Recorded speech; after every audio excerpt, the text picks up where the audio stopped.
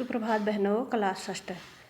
आजकल आपका हिंदी में हिंदी व्याकरण चल रहा था, अब वो आपको बाद में कराया जाएगा। अब आप बसंत भाग 1 हिंदी रीडर जो है बसंत भाग 1 उसमें 4 अध्याय पूरे हो गए थे। आज आपको 5वां अध्याय बताते हैं। 5वां अध्याय है अक्षरों का महत्व।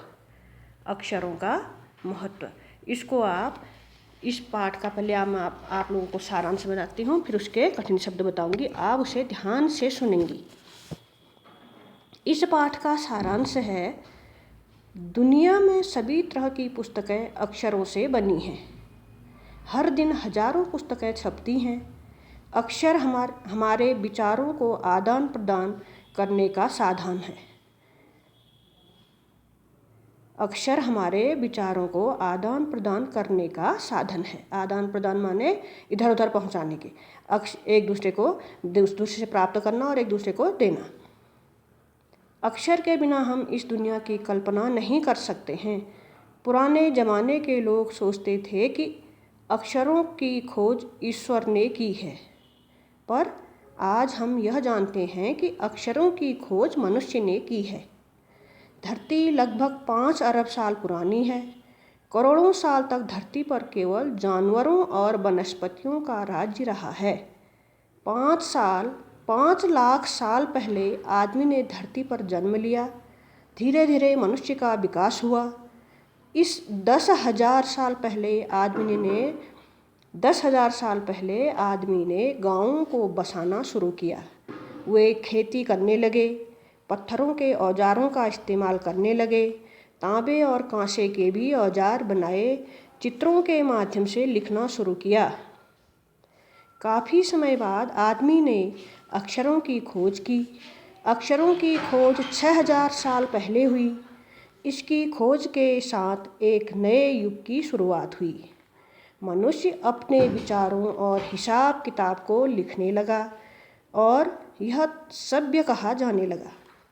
जब से मनुष्य ने लिखना शुरू किया तब से इतिहास आरंभ हुआ। इसके पहले के काल को प्रागैतिहासिक काल कहा जाता है। अगर आदमी अक्षरों की खोज नहीं कर पाता तो हम इतिहास को नहीं जान पाते। अक्षरों की खोज से ही मनुष्य की सबसे बड़ी खोज है। अक्षरों की खोज के बाद मानव जाति के विकास में तेजी आई। यह इस पाठ का सारांश है। आपका जहाँ पर पाठ 4 पूरा हो गया था उस पृष्ठ को छोड़कर अगले पृष्ठ में डालेंगी पाठ 5 अक्षरों का महत्व। आपको सारांश बता दिया है। उसके नीचे आप शब्द अर्थ लिखेंगी। एक साइड शब्द, एक साइड अर्थ। शब्द में पहला शब्द आप लिखेंगी तादाद। तादाद, तो आ की मात्रा दो, आ की मात्रा दो। पुस्तक में होगा, आप पढ़ के उसमें से ढूंढेंगी। तादाद माने संख्या। अगला शब्द है मूल। मूल का अर्थ है जड़। मूल का अर्थ है जड़। अगला शब्द है अनादि। अनादि का अर्थ है जिसका आरंभ न हो। अनादि का अर्थ है जिसका आरंभ न हो। अगला शब्द है वनस्पतियाँ। वनस्पतियाँ माने पेड़ पौधे। फिर है प्रागैतिहासिक। प्रागैतिहासिक, इसका अर्थ है इतिहास से पहले का काल। इतिहास से पहले का काल। फिर अगला शब्द है कांसा। कांसा माने पीतल और तांबे के मिश्रण से बनी धातु। अगला शब्द है अस्तित्व। अस्तित्व माने विद्यमानता। विद्यमानता, अस्तित्व माने विद्यमानता। वि आधा दो पर हलंत लगाना, विद्यमानता।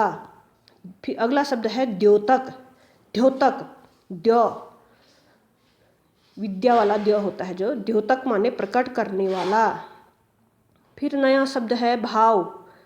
भाव माने है संकेत। भाव माने संकेत, भाव को प्रकट करने वाले चित्र। भाव माने संकेत, भाव को प्रकट करने वाले चित्र। फिर है नया शब्द कौम। क औ की मात्रा माँ, कौम। कौम माने जाति। फिर है नया शब्द पीढ़ी। पीढ़ी माने किसी जाति कुल या व्यक्ति की वंश परंपरा की कोई कड़ी। पीढ़ी माने किसी जाति कुल या व्यक्ति की वंश परंपरा की कोई पीढ़ी।